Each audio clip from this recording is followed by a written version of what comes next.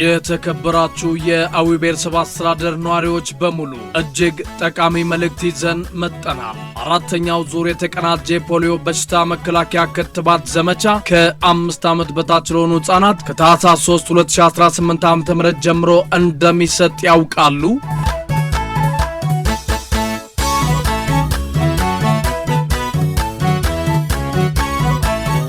እንግዲያውስ ከታህሳስ 3 2018 ዓ.ም ጀምሮ እስከ ታህሳስ 6 2018 ዓ.ም ድረስ በሁሉም ብሔረሰብ አስተዳደሮች በሚገኙ ቀበሌዎች ከ5 ዓመት በታች ለሆኑ ህጻናት የተቀናጀ ፖሊዮ በሽታ መከላከያ ክትባት ይሰጣል።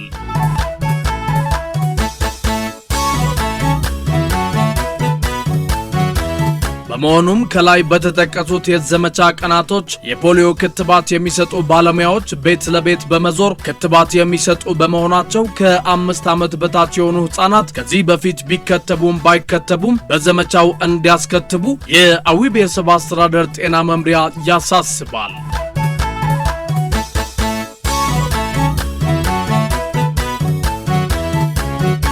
መደበኛው ክትባት መርሃ ግብር ተደራሽ ያልሆኑ ወይንም ክትባቱን ጀምረው ያቋረጡ ህጻናትን በጤና ተቋማት ወይም በክትባት መስጫ ማዕከል ማስከተብ ይገባል።